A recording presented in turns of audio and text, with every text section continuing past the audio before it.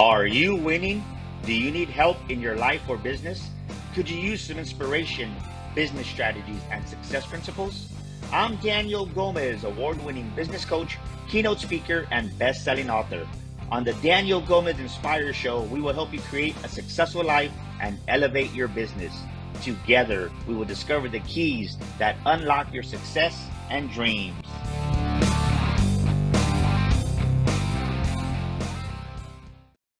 Welcome back to another episode of the Daniel Gomez Inspire Show, where we motivate you, we inspire you. Today, we're going to educate you. I'll tell you what, I'm excited for this week's guest. He's a powerful speaker, has amazing events, and I'm blessed to speak on one of them this year. I'll tell you what, I'm looking forward to being in Big D with Big Nate, Mr. Nate Auffort. Welcome to the Daniel Gomez Inspire Show, my brother. I don't know, man. I always say I'm having high energy. I don't know if I can keep up with you, man. Look at you. You got me all fired up just on your introduction. Boy, I ate my wheels, brother. I gotta leave and come back, man. Just start jumping in like this, like, let's go. How are you, sir? Great to be on. Fantastic, man. Hey, I know the amazing, beautiful human being you are. Introduce yourself to the Daniel Gomez Inspire Show, please, Nate. Well, I'm Nate Auffort. Nice to meet all y'all. What was it? I think it was John Maxwell said, like, he was at one of our events and he was backstage and they said, so how do you want us to introduce you? And he goes, I don't care. He's like, what do you mean? He's like, well, if you give me a really good introduction, I suck. I'm still going to suck. He's like, if you don't give me an introduction at all and I rock the house, then I'm still going to rock the house. So just call me John. I'm your friend. If you ever seen John Maxwell, I was fortunate to be backstage. I was like, that was pretty awesome. That's pretty awesome. So I don't have a big introduction. I mean, like, you hear people all the time, they speak, right? And they go on stage and they go, they give this huge introduction, right? And they get up there and they go, let me tell you a little about myself. And we're like, oh, so college dropout, no one special. Met a guy in my mid-20s who changed my life because he was making $1 million a week. Net. That was after his, $120 million mega yacht, after he had his, 158 exotic car collection and 10 homes. And, he had a watch on his arm that cost more than my first home did. And I was enamored because I always grew up broke, right? Money's not everything. And I don't know what your background in terms of being grown up, but like, going to our grandma's house in Pittsburgh, Ohio with the one traffic light, getting in a car, 6 of us packed into a car that seats 5 and driving from New Jersey to Pittsburgh, Ohio. That was our vacations. We didn't go to Disney World, right? Like we were just hoping that it wasn't too hot and sunny out because then they had a metal slide. I don't know who. We didn't want our legs to stick on the metal slide. And that was like a highlight. It was cloudy that day. Like we were highlights. So when I met him, right, it was like, whoa, like I never knew how wealth was developed. I never knew how wealth was created. And here's a guy after his yachts and his pilots and his jets and all his expenses paid, he's netting $1 million a week. That's insane. Like that's, it was back when it was cool to show it off too, right? You know what I'm saying, Daniel? Like back then you put your name on your plane and everything else, right? Now you're supposed to make $1 million and give it all away and drive a Prius. I get it. Times have changed, right? But like, it was so exciting because I got a chance to work with him. I won't have to go through the whole story of it, but like, he changed my life because just number one, my mind shift changed. Number two is that like, he said something was really funny to me. I talk about it all the time. He said, like, I bet you heard growing up, money didn't grow on trees. How many people watching us heard that, right? Money doesn't grow on trees. Oh, thanks, Mom. Dad, I've been breaking out here for hours. I didn't see any Benjamin Franklin's popping up, right? We knew that. Because I got $1 million bills right here. You want one? There you go, buddy. I like it. You're gonna bet you don't. They never told you where it did grow. I said, no. And he goes, it grows in other people's pockets. And if you take it out of their pocket without giving them something in return, they call it stealing. But if you give them a product or service, they call that capitalism. And it was like, sounds so dumb, but it was out of 14,000 hours of going to school from kindergarten to the 12th grade, no one ever told me where money came from. And when I finally realized money comes from other people, I had to develop a skill or have a product to exchange that service or product for their money. And that's what started me on my journey. Because I said, hey, if I got to get people to hand me their money, I got to get skilled in how to communicate to them. I got to get skilled in how to negotiate with them. I got to get skilled in how to be able to create value on my product or service so they see, because people only pay what they see in value in. So that's kind of, that's my story in a 2-minute elevator pitch, I guess. Well, I love it, man. I'm telling you what, sign me up. Where do I sign up? Where do I sign up? Tell me. I never learned that money doesn't grow on trees, but ladies and gentlemen, this is the part of the show where we say, get out your pen, get out your paper, because Nate's going to drop some massive wisdom when it comes to business, when it comes to sales, and really your mindset also. So you know what I always say here, what you write down, you retain over 50% of it. And I don't want you to miss these golden nuggets he's going to drop. So get out your pen, get out your paper, and take notes. I because just, I just took about notes to on go. that. Yeah, man, Like you got to know that. You know, I love what we're talking about because my brand is the makings of a millionaire mind, Mhm. and I teach that a lot of times too. Right? Money doesn't grow on trees. Everybody's programmed the same way. Let me ask you this: you've been very successful, built a very successful insurance business. You have the S.W.A.T, amazing, right? We have a huge conference coming up that we're going to be in here next May 18th, May 16th, 17th, and 18th. I'm going to be there in Dallas with you.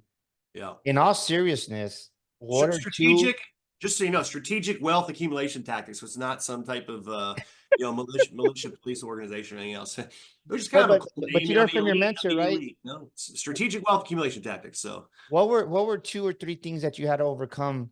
Because people don't realize this, right? Like you need money to pay bills, you need money to run a business, you need money to pay employees. And like you said, when you exchange money for value, that's capitalism. What are two main beliefs that you had to get over that were really self-sabotaging you that you didn't even know were there because it was there and it was just hidden underneath deep, all that trash that wow, we learned in life? What are two things you had to there's overcome, Nate? probably like 50 limiting beliefs I had to really overcome, but I remember one of the most transformational ones in my life was I was involved in this company and I was doing sales. And if you're in sales, like, you know, maybe you're part of a direct sales company, or maybe you're in insurance, or, you know, we have the conference calls and they give all their accolades and you go to these awards things. I hated those things because I was broke. You know, people are getting up there getting an award and my car's getting repoed. You know, people are buying new Mercedes and I'm 100 grand in debt. You know, people are going and getting $5,000 tailored suits, and I had one from Sears that I'd swap out 3 different ties and wash my shirt every other day to make sure that it didn't stink too bad going in the office. So I was one of those people on the wall of shame, right? Like I went to the events and I went to the things that they're doing, and I'm in an office back then. I'm like, I'm almost 50 years old now next year. So it's like I'm dating myself back in my 20s. You know, I got involved in network marketing, but we worked out of offices and stuff. And we, you know, I watched people around me having success, and I was broke, man, living on an air mattress with I had eight of us in one home. We were living in air mattresses, eight one 2-bedroom apartment. Because like back then we were taught, man, you don't get a job, man. A job's like an STD, for Christ's sake. You can't have that. You gave up on life. You give a job, man. It's just over broke. You know, looking back, I probably should have kept waiting tables to try to make ends meet while I was figuring out at 20 years old. However, I'm glad I didn't, because I developed a lot of who I am. Lots of people miss that when you develop who you are by going through those hard times. But there was Mm, opportunity in 4 years. Yeah, people. A lot of people never grow to who they become because they never put themselves or willing to go through the hard times.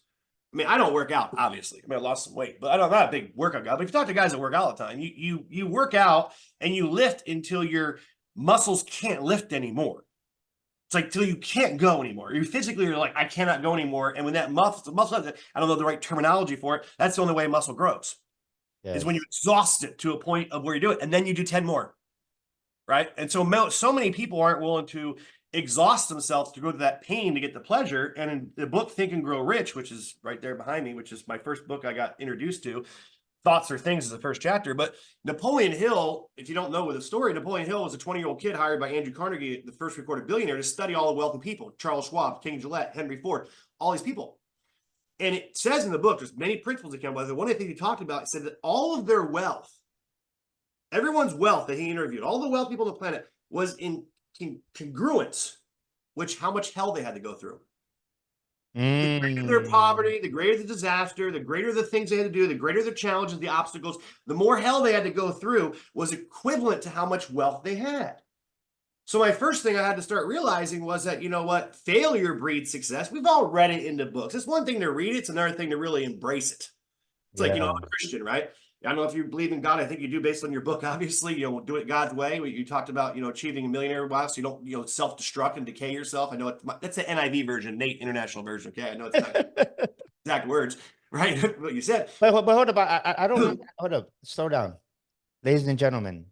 I talk Take, fast. I'm sorry. take a note of that, ladies and gentlemen.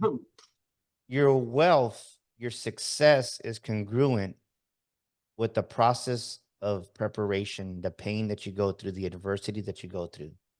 So what you're saying, Nate, is the bigger the adversities we go through, then the greater we can be trusted with some form of success or wealth, because people want, right? They want the success, but then they get the success and they can't handle it and they crumple under it. They self-implode they self-destruct, and then they self-sabotage, because we've all seen it. But Somebody, they don't have the character. They never built the character to have the wealth that they have. yes. And so they blow it. You're right. You know, money doesn't make. Okay, I'll get back to. That's my first biggest lesson to learn was I had to embrace the struggle because I knew there was a miracle on the other end of it. And the only way, so that's my first one. I might write this down, right? Embrace the struggle. That would be the first one. I was going off on another little tangent. Now I forgot what that was off, but it was actually really good. I was going to talk about it. And I'll tell you my second biggest breakthrough. But you got to learn how to embrace that struggle to get the triumph, right? But most people miss it, right? We all go through hell and we all go through crap. But what's your attitude during that time? One of the biggest things I learned is that you can't get too high on the highs, you can't get below the lows, but can you have an attitude of gratitude even when you're failing? And I'm trying to teach it on here, but there's a 5-step process that I learned and I go through every single time. I can break it down in bullet points. You know, what's the worst thing that happens? Number one, what creates fear? What creates fear? The fear of the what? Unknown. Yeah. So your subconscious mind, your mind's afraid, like, oh my God, what can happen? And you're afraid and you're crying, your stomach hurts, you're throwing up sometimes about how serious. He said, address it, man. Address it. Figure out what's the worst thing that can happen in this situation. What's the worst thing that can happen? Can you live through it? Yeah. And just by doing that first exercise right there, what's the worst time to leave? Your subconscious mind releases all the fear and anxiety because you're like, well, the worst thing that happens is I lose my home. I can live through it. I can get in a home. I never had a home before. I can live on a couch, go back to my mom and dad. I'll buy it back. Hey, the worst thing I can do is live in my new mansion for 1.5 years. If I lose it, I lose it, but I experienced it. Yeah. And then he goes, that's a whole nother stuff. We could be on it for 2 hours. And the other thing he said, okay, great, is it going to matter in 10 years? Is it really going to matter in 10 years? No. If you think about it, what really happened to you 10 years ago that really, really, really, I mean, it could be one has an impact if you're still alive on you today. It was that bad, right? He said, and the other one was like, is there anyone else around you that, you know, it's really affecting besides you or your internal people? And most of the time it's no, usually it's your ego. Oh, if I lose my house, what my sales rep's going to think? They're going to think, oh my God, I did a bad business deal. My ego gets away, right? And did you know anybody, and this is really fast, do you know anybody who's gone through what you've gone through and has made it out better off than they were or just made it through? Whether it's cancer, whether it's a death of a family member, whether you lose, God forbid, your child, whether it's, you know, you get your car repossessed, whether it's something as simple as having a flat tire when you're late for your big date, whatever it is, right? It's a process to do everything. And this is what got me. This is what got it. Do you know anybody who's going through something worse than that right now? And that's where the gratitude comes from. I didn't wake up and find out that my wife and kid were beheaded for loving God. I didn't wake up and realize that my home was just bombed or burglarized or my sister was like, there is so much tragedy that's happening. So that gave you the attitude of going, wow, yeah, I'm going through this, but thank God I have a house to live in that got flooded. Amen. You know, Christmas, you know, thank God my pipes broke. Thank God I live in a, you know, beautiful home where I have a roof over. And so what happened is that I truly believe if you start reading, I study a lot in the brain and psychology, that those vibrations you give off during that time attracts that miracle and stuff. And I really truly believe if you're religious or not, use a higher power. Most people are smart enough to realize that we live in a creation of some sort, whatever type of religion you are, I don't really care. That those rewards are there, but are you willing to go through the obstacles to be able to get them? And are you, that's one thing is, yeah, but you can't be a grumpy, miserable bitch the whole time you're going through it and expect to have a miracle in their end. Can you be great? Look at the Bible, perfect example, one of the best success books that are out there, right?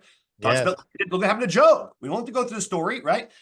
Can you have an attitude of gratitude even when you're failing? And that was a major thing because I could go down, which if you come to the SWAT training, I actually get examples of this, which is, you know, I get chilled. But you know what you're saying is so huge because I'll just say this. I have a family member that's going through some things and me and my wife were in prayer and I was just like, you know, so-and-so just, all they're doing is complaining instead of being grateful for the opportunity that they've been given.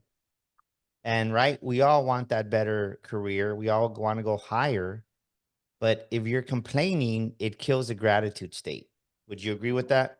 100%.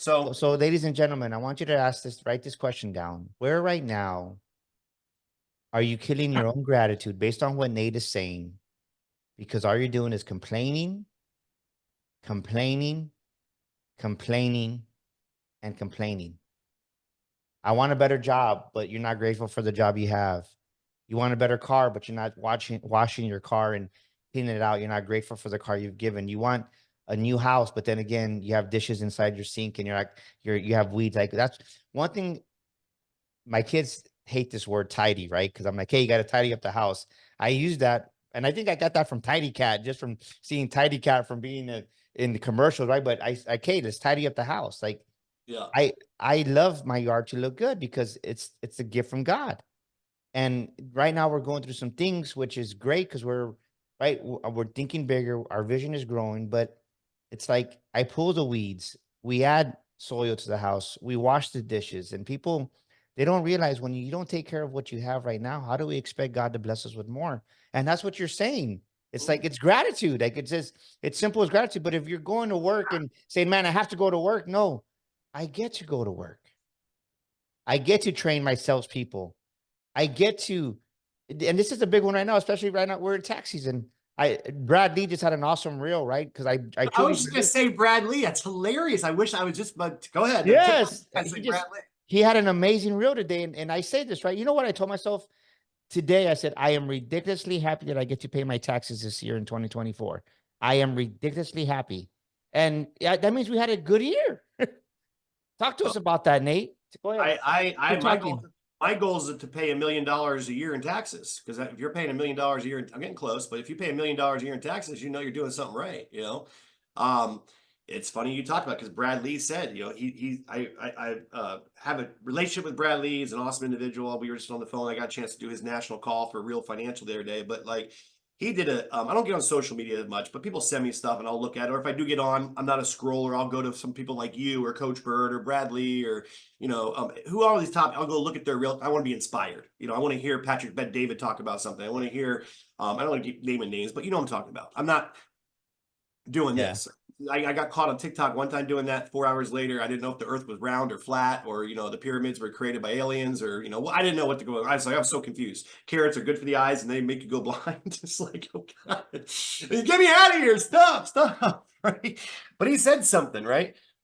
He said, and again, it's a Nate international version, but the point was, right? He said, if I gave you, you know, $12 million, how many would be excited about that? Right? How many would be excited if I gave you $12 million? But what if that $12 million came with the prerequisite that you don't get to wake up tomorrow? Would you still take it? And everyone goes, well, of course not. So what you're telling me, I can't do Brad's voice, but what you're telling me is that you waking up tomorrow morning is more valuable than $12 million. Now, that sounds really cute and put on a Hallmark card, but do you really live your life that way? You know, because money doesn't buy happiness. That's BS. Money buys happiness. That's the dumbest thing I've ever heard in my life. People go, oh, it's like going on vacation. And I never seen people riding around on jet skis miserable. Or, you know, when I bought my McLaren, I wasn't like, oh, darn, I just bought a $250,000 supercar. Stuff. It makes you happy. It just makes you happy like when you're a kid at Christmas. Imagine saying, doesn't make my kids happy when I get a lot of presents at Christmas. BS. It doesn't buy fulfillment. It makes them happy, but those toys are in the toy chest with the ones from last Christmas, and you never get to play with them again. My cars sit there and collect dust. I get yelled at by the McLaren dealership because I don't drive it enough, because I have a car I bought 5 years ago and it's got 5,000 miles on it, you know, and they're like, you don't drive it enough. And then there's always something, damned if you do, damned if you don't, they say. So, you know, the fulfillment comes from being able to, you know, my mentor always said, don't fall in love with your stuff. I've never seen a hearse pulling a U-Haul. He's like, you know, we talked about, you know, back to that whole thing of gratitude. It's like my biggest victories in life and miracles in life and the best things in my life always came after the worst storm, the worst tragedy. So I don't get excited about it. I wasn't like, holy cow, I built a company for 8 years and I'm making $60,000 a month and now I have no income coming in because I had to walk away from it because I got lied to. I'm really happy. No. But if that didn't happen in my life, I didn't stay grateful for it and have to move into a 1-bedroom apartment and sell a lot of the stuff that I built, I never would have met my lovely wife I've been married to for 10 years. I would never have this incredible, you know, a son that I have, you know, that just turned 17, about turned 18 years old, and now is driving around, which is scary, right? And I wouldn't have this incredible opportunity where I have so much more free time and flexibility. I've been to like 50 plus countries in the last 7, 8 years on the insurance company's dime. I was a multimillionaire and didn't have a vacation for 10 years because I was glued to my business. So that although, I mean, that's a lot. I walked away from a $60,000 a month income. I mean, it took some intestinal fortitude, but I said, you can't take what's in here and you'll never take what's in here. I just got to find another opportunity. I mean, is anyone really sitting around going, oh, I wish I had my iOS, you know, 1 back or my flip phone to Kia phone? No one wants that. 10 years from now, it's going to be obsolete. You're like, I can't believe I even used to wear it. So like the people that say money's not everything are the first people that are afraid to part with it or risk anything to lose what they have. But it's like, why not? You can take my car, you can take my house, you can take my dog, you can take, not my wife, everything I have. I'll build a bigger house. I'll buy a better car. I'll buy a better freaking dog. Like none of that stuff really matters. You know what I'm saying? So it's like, if you can really, and I thought it did because I chased money my whole entire career, you know, until I started earning income and I started to, well, lesson 2, my mentor said, the reason you're broke is that all you're doing is spending time trying to get Nate wealthy. If you actually took and stopped for a moment and found 4 or 5 other people and you helped them get what they want, you'll never have to worry about money again. Another great Hallmark card thing. I put it into practice. And instead, it changed the whole dynamic of a relationship. It wasn't about me. I'm doing it now. How can I help Daniel Gomez get as much, whatever he wants out? How can I help him get what he wants out of life? Does that make sense? How do I help you do it? And if I can help you do it, then I'm going to be able to get whatever it is that I'm going to want to get. And that was a pivotal point. Are you an aspiring speaker? Do you have a book that you've been wanting to write for months, maybe even years? Or are you an aspiring podcaster? You want to start that podcast like the Daniel Gomez Inspire Show and don't know where to start? Well, at Daniel Gomez Enterprises, we can help you do all 3. We can help you become that paid speaker, share your story to the world, write your book, and get your podcast launched and help you produce it. We'd love to help you. Give us a call at 210-663-5954. That's 210-663-5954. We can help you become that paid speaker, write that book, and launch your podcast. We'd love to hear from you. Give us a call now. Let's take a moment. So number 2 is this, right? You can have anything in the world that you want as long as you help other people get what they want. And I love the way Zig Ziglar used to say that all the time, is that because so many times people need to understand this, right? When you flow from abundance, you can give. And people, to your point, right? Money is important. Well, if money is important, you're never going to attract a success. But what you're saying is when you, I don't believe in it, right? In my book, I don't talk about the emergency fund. I'm not a big believer of the emergency fund. It's your freedom fund, right? You're creating a freedom fund to be a blessing to help other people. So when you do that, you're able to help people get what they want. And you're like me, right? I think the reason we really connected is because when we were talking and you were like, hey, Daniel, I want you to come and be part of S.W.A.T. Great, right? Like even in our events, if somebody can't afford a ticket to say to come to one of our events, well, you know what? Can I give them a partial scholarship? Can I help them with something? Because God sees that and you're sowing into people's lives. And the thing is this, is that when you realize, right, people need S.W.A.T. Like there's a lot of struggling insurance people, business people, account executives that don't know how to sell, don't know how to communicate. They don't even know what the 4 top personalities are. You need to be at S.W.A.T. So S.W.A.T. brings value. And when you know that, it's like, how can you not help people get better? And when you do that, it's going to be, this is one thing I learned to what we're talking about. This is a mistake this is me. I'm talking about me, Nate, the younger Daniel. I used to reciprocate something. I used to do something for someone. And then I would think like, man, that like, why bother, right? Like, no, I learned, God showed me, Daniel, just because you help Joe over here, it's going to be reciprocated maybe by a John over here. There you go. That's the biggest people miss. Just because you help Joe and Joe doesn't help you back doesn't mean that, because that's what people, that I didn't mean to cut you off, but no, talk about it. No, it's so true, because like I can see it in my own life where people come to me, like I'm a hard driving, aggressive personality. I want to win. I'm competitive, man. I'll kick your ass in checkers if we're playing, you know, whatever it is. We could be, you know, doing the little football thing on the table in between Applebee's or something, you know, flipping it back and forth. Yeah, you score. I'm very competitive, but I have a strong heart for people as well. And like some people that are around me, they get around me and they say, oh man, I can't believe that happened. Here's what you did for them. You did this, you did that, this. I said, it's fine. And they go, it's fine. It doesn't bother. I said, no, I did what I'm supposed to do, what I'm called to do. And I'm going to get rewarded. How do I know it? All those things I was building up didn't introduce me to the wife who I don't even deserve, which is a heart of gold and is a freaking supermodel, in my opinion, has the whole package. How do I not know it wasn't from me doing those things that weren't reciprocated? So like, if you really can live your life that way, if again, I'm not trying to get religious on you like that, but I mean, there's books that are written about it that talk about it. But it's not even about being That's the religious. right thing for the heart, you know? It's the mistake that I made. As once again, I want to say I was guilty of this for many years. I would do, and I'd be pissed off. I'd be like, you know what? I'm not going to help anybody again. Like, screw them, right? Because you get betrayed, you get hurt in business, you get backstabbed, you get talked about. But I learned, God told me one day, no, like, you do for Mary, and then I'm going to bring you Joe, and Joe's going to do for you. You'll get your And reward, yeah. and you get, it gets reciprocated back to you. It's like, what was it the other day? I did something, and then, you know what? It was what it was. And then all of a sudden I get back, I get a voicemail. Hey, Daniel, I want to publish a book. I'm like, who are you? Well, they told me to call you. They said you could help me. And there you go, right? Book deal, done. I'm Could have like, been you helping a lady carry your groceries to the car. Could have been you paying for someone that you knew was struggling, you know, and say, hey, I got the person's groceries behind me, or just little, living your life like a normal human being should be, you know. But like my mentor taught me that too. I mean, I'm giving you more than two, but he said, don't have any expectations from people and you'll never be disappointed. So I learned, don't fall in love with your stuff. So I never fell in love with it. It was a trophy. He's like, do you still have like your T-ball trophy up, Nate, when you were 5 years old? Some people probably do. I'm sorry. Like, no, it's a trophy. It's somewhere in the attic somewhere. My parents' attic, probably, or in the trash. Don't fall in love with your stuff. It's on rent. And he gave a great example because like I watched him build a company. He was on the front cover of Inc. magazine, 35,000% growth. I watched him earning $1 million a week. I watched people that he helped go from broke to major success in their life, totally backstab him, try to get his company shut down, had the Federal Trade Commission come in, and it was all said and done. Oh, you're not guilty, but we liquidated $100 million of your stuff. And I'm like, how does that, like, I was like so young, like, how does that not bother you? He's like,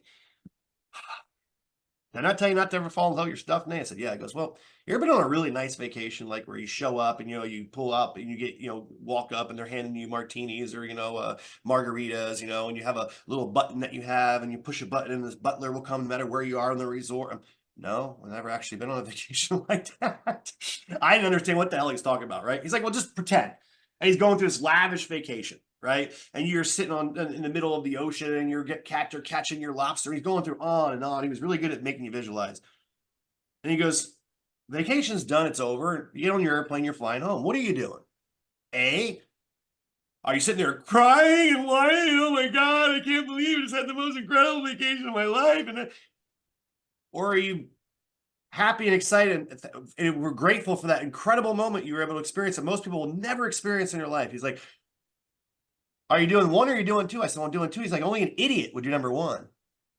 And that's always stuck with me. Like, yeah. So it's like, I've lived a great life. I don't want it taken away. No one wants to leave vacation, but when it happens, it's not this whole big, like, oh my God, I just lost 60,000 a month. No, you can't take what's in here. You can't take what's in there. So another huge point. He's taught me so many things. I had a lot of mentors come in my life, but he was the first one to really snap me up. But I was in the company, right? I'm broke. Like I said, guys are pulling up in new Mercedes and Porsches and I'm, my car's repoed. I'm walking across.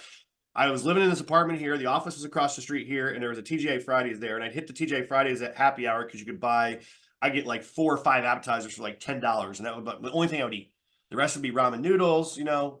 People are like, when you're broke, when like you ran out of milk, you had to use orange juice for your Wheaties. I mean, there's, I could tell stories upon stories. I used to go around the grocery store back then, and before they had samples, I would live in Costco right now, in Sam's Club. That's for sure. I'd buy the membership to eat all day. But like I'd go around, and I'm not proud of it, but I'd be walking around and I'd grab a bagel and, or a banana or, I'd eat. So if you ever like go to a grocery store, you see that cart full of stuff and no one's around it, that was probably my cart or someone similar. I couldn't afford to eat. And there was a contest that the company ran and I didn't win it, obviously, but my upline did. The person that was above me and I was in the organization won the trip and they couldn't go. And kind of similar like a carrier trip and insurance, if you win a trip, they say, hey, you have an all expense paid trip to France or whatever, or Switzerland or Russia or Estonia or all these places we've been. If I don't go, I can give it away to somebody, right? I can say, oh, send my mom, send my dad, send, whatever. I won the trip. So I was friends with them. They said, hey, do you want to go to this guy's house? My mentor, the guy owned them. Like, yeah, I want to go. I'll never forget. We get there, we're going through Summerlin, Vegas, a really nice park. We'd go like 4 different gates. He lived right on the golf course. And I walked into his home and, I look up at the ceiling, like, people have like those little enclaves or things that are like sunken in. They put like a little decoration from Target up there or something. Yeah. Kind of for a basket. He had a $175,000 1975 edition Harley Davidson as his decoration above his door. I mean, just insanely stuff. You know, looked over here, his big crystal the size of me. It probably cost $2-3 million. And I'm like, this is my chance, right? So I'm falling around. My name should have been Nat instead of Nate, because I'm like, what about this? And what about that? And when the overview's done, what about this? What about that? And he would answer questions. He'd get up and walk around. He'd go to the pool table. And I'd be like, well, what would you do here? What would you do there? And everyone else is kind of like nervous to talk to him. I didn't care. I'm like, here's my chance. You know, guy's close to being a billionaire, and I have a chance to be around. I'm going to ask him I don't care if he thinks I'm an idiot. When am I ever get this opportunity again? Yeah. I followed around like a puppy dog. We go to the corporate office the next day. I'll never forget. And then we walk into this big, like the Last Supper. I mean, this big table. It was everything was gold. Like I never did Trump's place, but I can imagine like a room where everything was gold plated, everything else. And I'm walking in there in my Sears suit, because back then we would dress up. And I forgot my dress shoes, Daniel. I forgot my dress shoes. So here I'm in sandals. Right. So here he is at the end of the table. In a suit? Yeah, in suit, all suited up with my sandals on. He looks down and he goes, nice shoes, kid. And that was it. I'm like, so everyone sits down. He's like, well, I hope you guys enjoyed the last 2 days. Does anyone have any questions besides Nate? So the meeting's over. I go up to him. I go, hey, can I get your, I remember like it was yesterday. I had that first big flip phone sitting behind him on his desk. So like the first one that ever came out, you know, with the tan one. Yeah. And he has, I was like, sir, can I get your pager number? Like, that pagers were big back then. And he's like, let me ask you a question. How long have you been doing this business? I go, 4 years. Okay. What's your biggest check? I'm like, $3,500. There's people making $35,000 a month. Mine was $35. What's the most amount of volume you've ever done?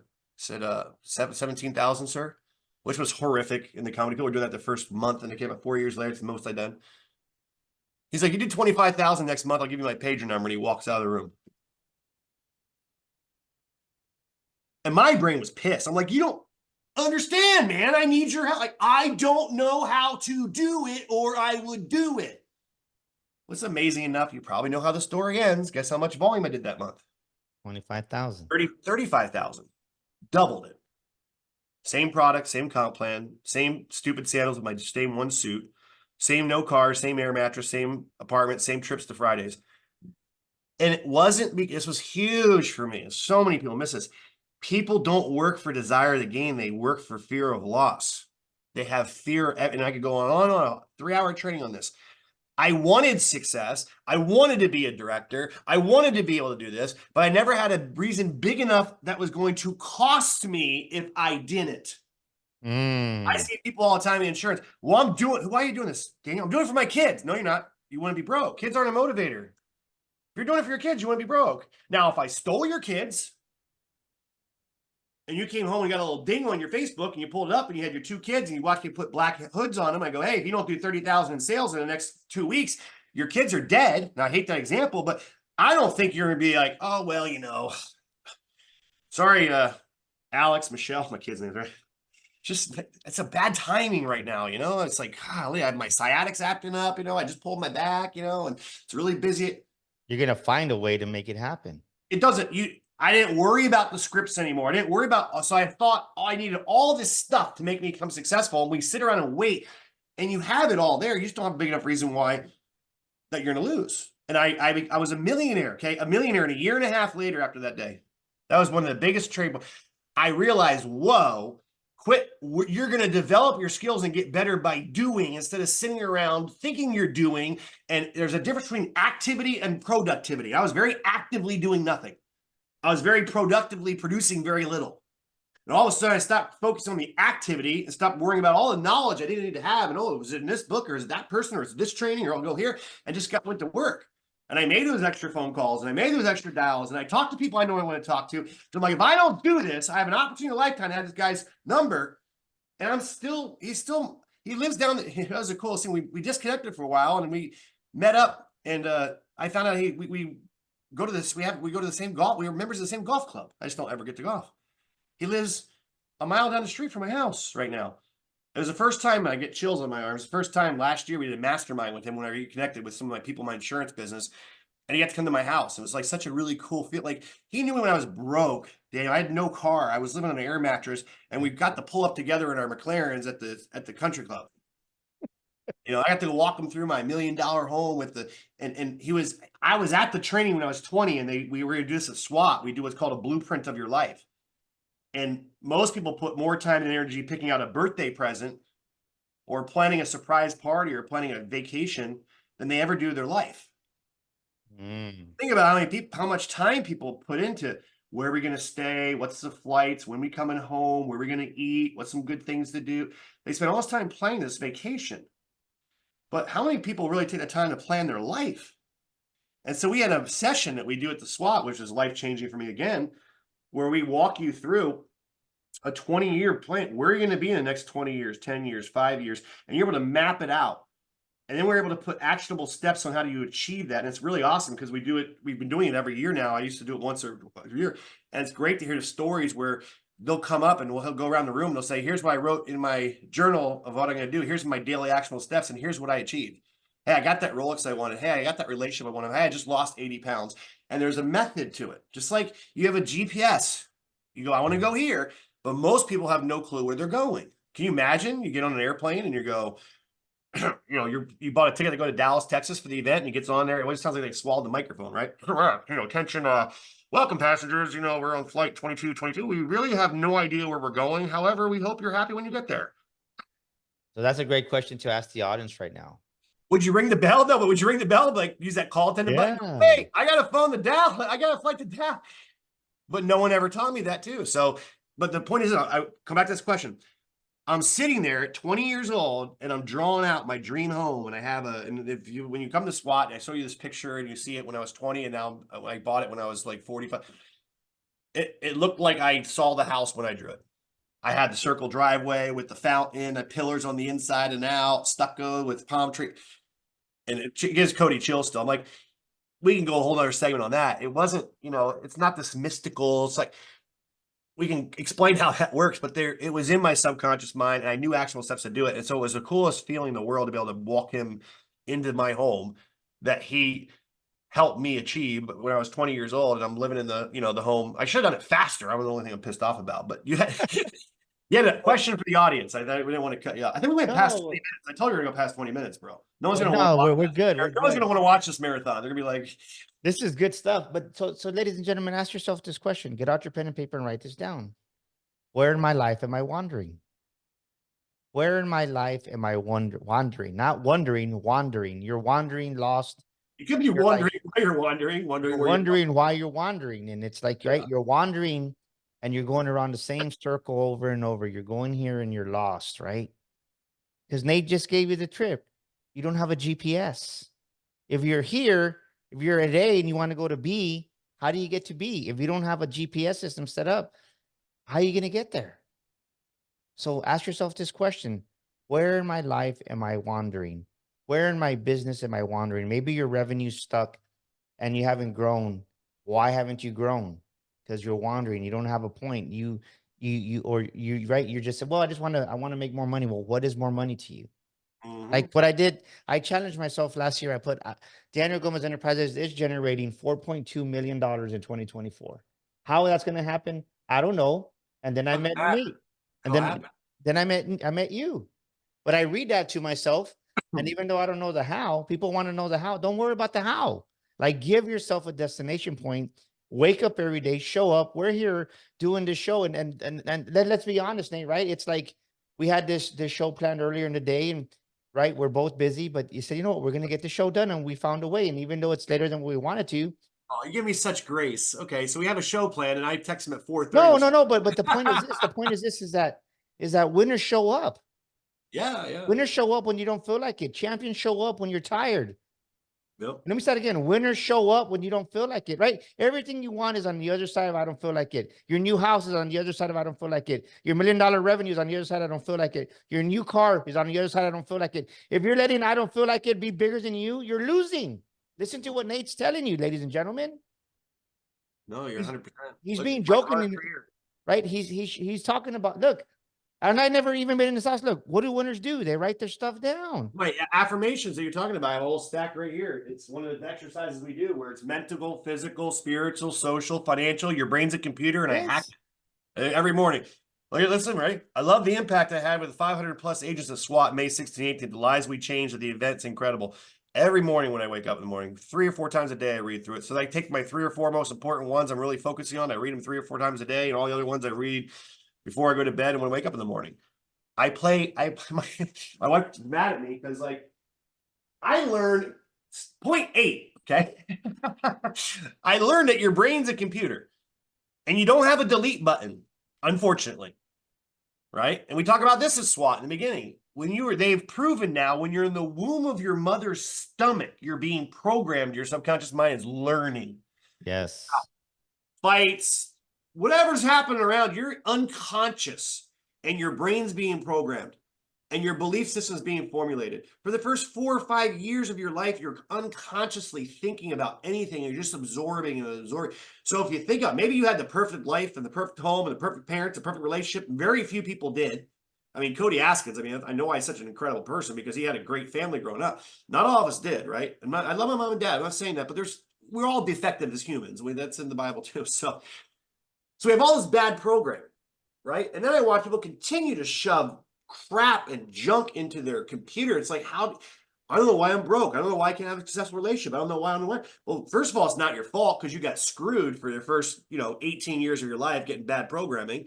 Well, now what you got to do is you can't delete it. I wish there was a reset button. It goes, boop. Number one, stop putting crap into your computer. Quit putting bad stuff in there.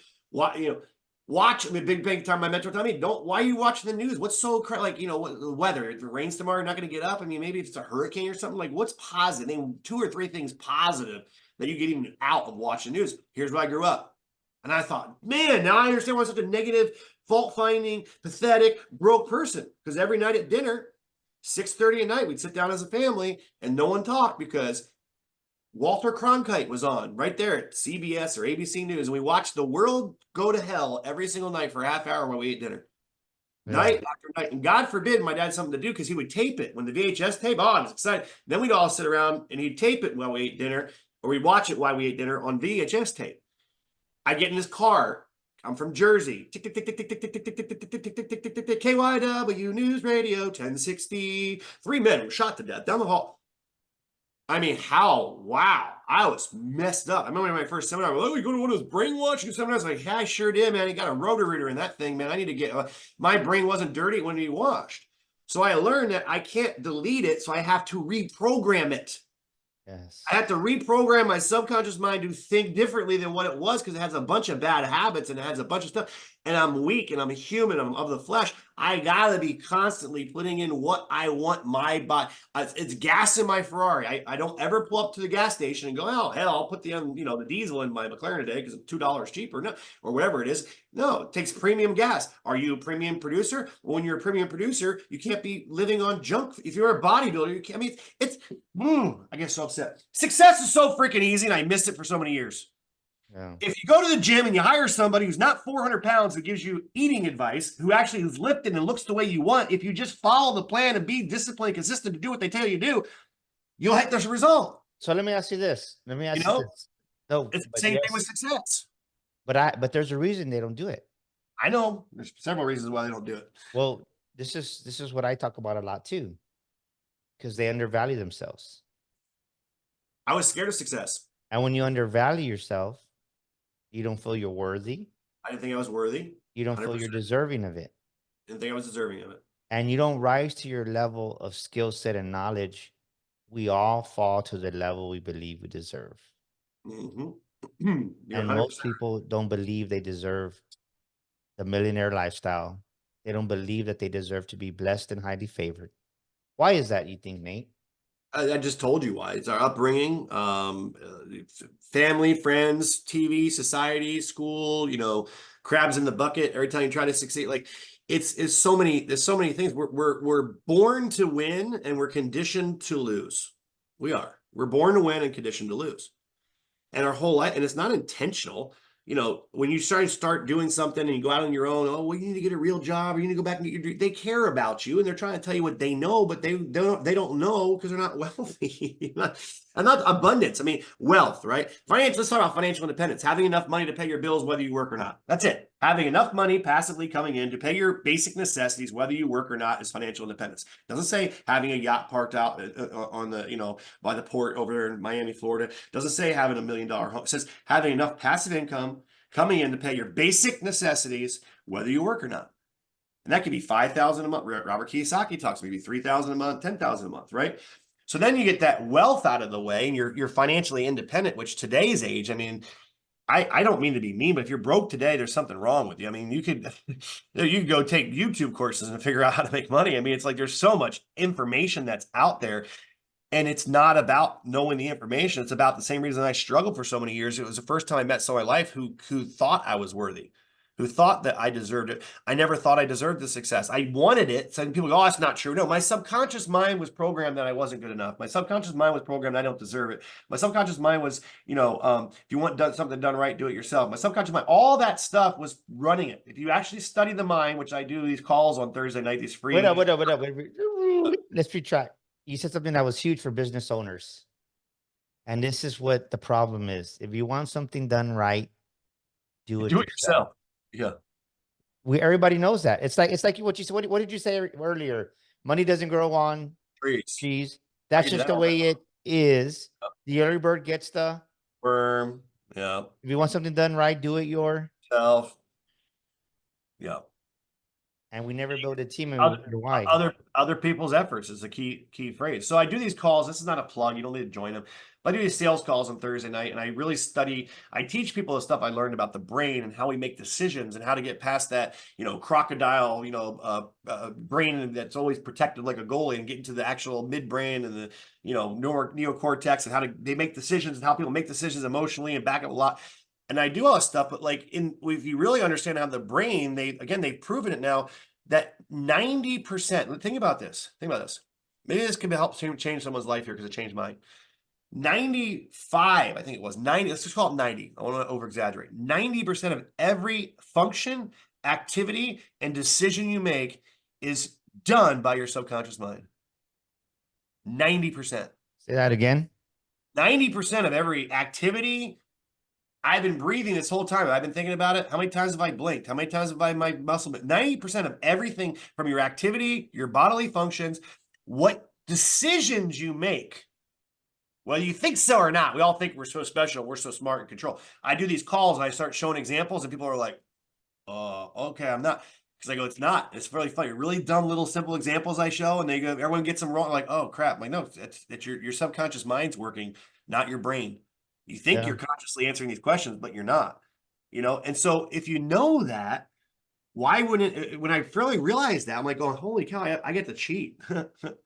I get to program my subconscious mind however I want. I get to sit here and code in what I want. I want to code in, they're going to have it, help making over $100,000 in profit. This month is infused much needed capital to my business above and beyond my normal income. So I have all these things. I love helping five. So I'm programming that subconscious mind. Here's what's going to happen. And like you said, I don't know how. I am living above and beyond my normal income. I love it. Is that what you said? Yes. And guess what? Every time I doubt it, guess what I do? Pull out the card. Come on, because if doubt slips in, I got to get that sucker out of there, man. That little devil in your shoulder. I am living above and beyond my normal income. Yeah. Money flows to me from many different resources. I have so many of them memorized. And the most important time to do it is right before you go to bed because you're in a state of theta. Study this stuff, guys. It's all out there, right? This is not Nate Auffort. I didn't come up with this stuff like, oh, yeah, I'm a neuroscience. I studied it.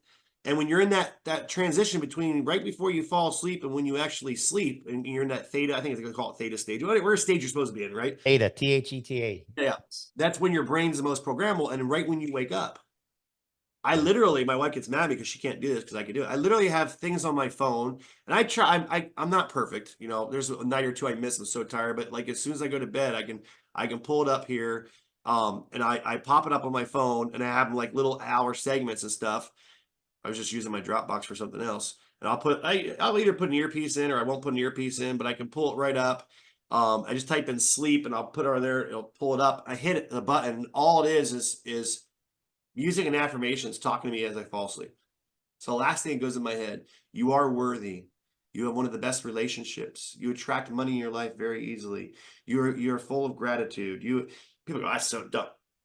I don't know if it's dumb. I mean, like if I have a computer I'm on right now, I start putting junk into it, it's gonna get all sorts of viruses. This is no different. So like, and I wake up, and right as I'm kind of waking up, I'm kind of like, I reach over, I hit play, and boom, 1 a.m.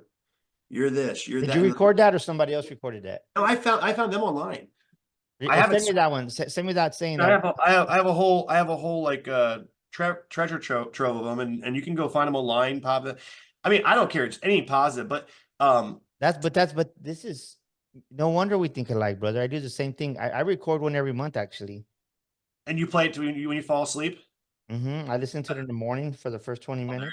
There you go, buddy. I mean, that's like success principles, they say, are universal, right? They're universal. So no, that's awesome. I never thought about recording my own because I kind of like their music they put together and all kind of stuff. And since I read my own goal cards, I don't. Maybe I should. That's it. I may have learned something from you today. Won't be the first I learned a thing from you. I But put music behind it too. I put some music behind it. okay, well, see, now you're accelerating my my rituals in a good way. Yeah, But look, that's here, what you're hacking your brain, dude. You're hacking your brain. But look, I'm gonna give you a little preview. This is Daniel Gomez recording it to hear if it plays it. Can you hear it?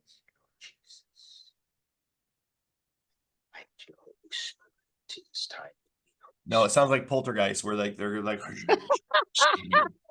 I ain't lying. Come on, Nate, go Nate, in the comments in the chat. Now we know it's Poltergeist going on here. I can sit here and talk to you. I can sit here and we can have fun all night. But so let me ask you this: what's a scripture or a quote in times of adversity that you lean on? A scripture or a quote that you. Well, you're gonna give me a quote? I don't. I do it. I don't. I'm just not gonna lie. I'm not gonna make one up so I sound cool. Well, scripture. What's a scripture? I live on the 5. I don't pull up a scripture or a quote. I go right into my 5 things. Nate, is this really gonna matter? I mean, what's worse gonna happen? Okay, can you live through it? Yes. I got it down really fast now. It used to take me like a day to get through it all. Like, oh, but what if that happens? I don't know if I could live through it. Now it's like, hey. So tell us the 5 again. I got audited. I got audited, right? Just 2 days ago. You're talking about the IRS and everything else. I'm like, oh, great. And then before you see the IRS thing, you're like on, oh God, I got a letter from the IRS. Here we go. Right. So I'm like, breathe. It's right before S.W.A.T. I got 4 weeks to my training. I have so much stuff I got to get done. This is the worst thing ever. And I'm like, okay. First thing that pops in my head, I call some up. I go, we're going to have the most amazing S.W.A.T. we've ever had this year. It's going to by far be the best S.W.A.T. They go, why is that? I said, I just got audited. They went, what? What does that to do with S.W.A.T? I'm like, because, man, the devil's coming, baby. Every time I set ready to do something big, man, things start happening. And I prayed to God, I'll tell you, hey, give it to me all. I didn't say this time S.W.A.T's coming up, but normally I say, give it to me all. Come on, give it to me now. Just dump it on me. Let me get it over with. And let me get my miracle. Just let's go. And unfortunately, he listens a lot of times and I get batted on. But like to me, what's the worst thing that's going to happen? Okay, if you've never been audited in your business, don't freak out. It's like my 6th time. When you go from being broke, you start making tons of money.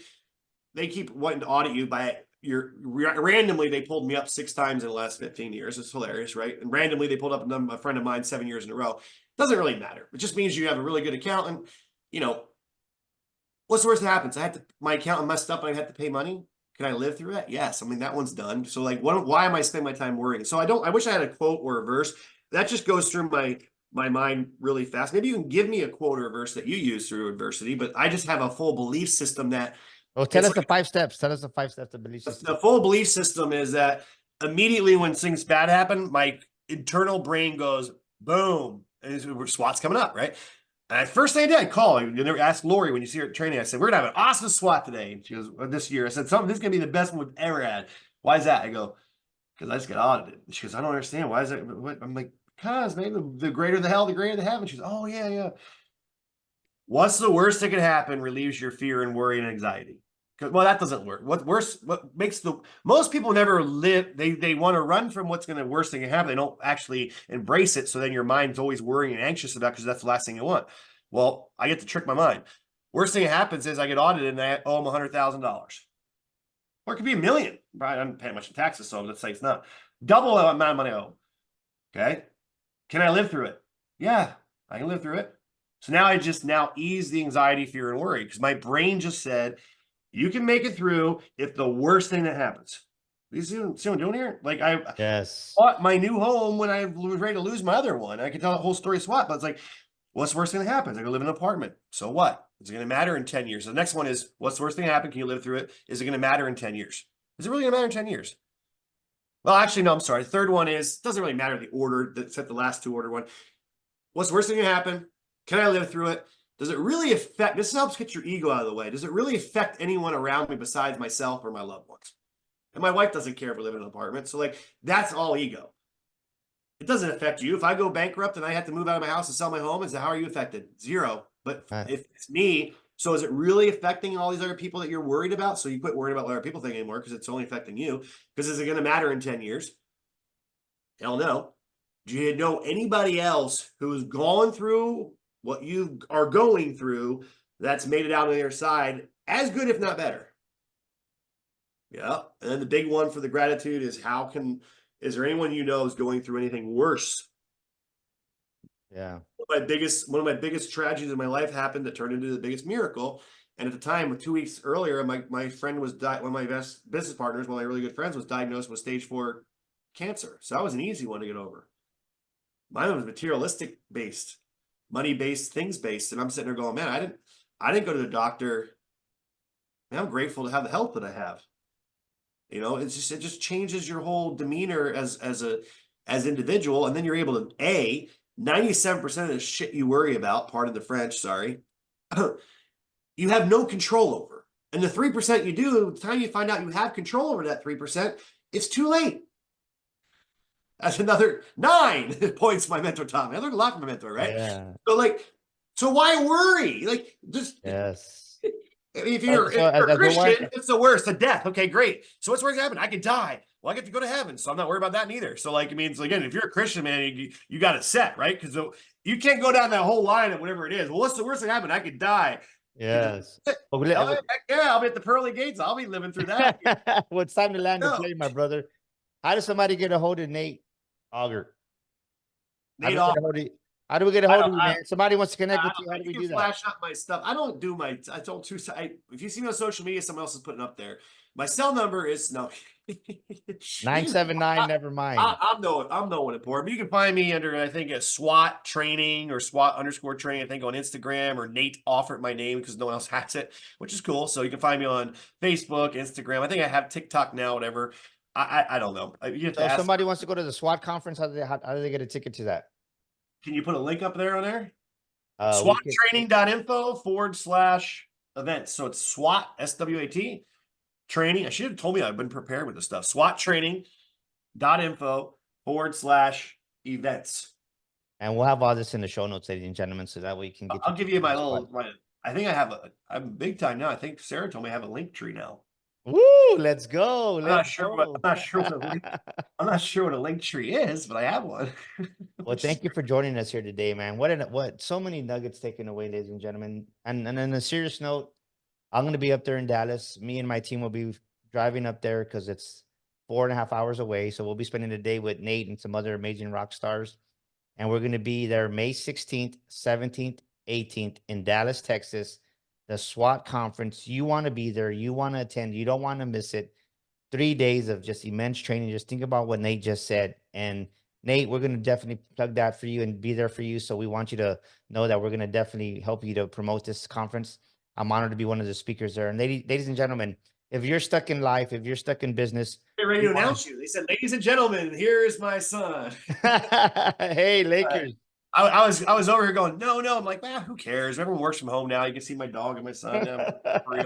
They're walking to the office. So, all right, brother. Well, thank you, man, for being a great guest, ladies and gentlemen. If you're stuck in your life and business, go right now to Amazon, get your copy of The Makings of a Millionaire Mind, and it's on Audible too. So we want to help you with that. And don't forget, behind me right here, May 24th and 25th, Memorial Day weekend.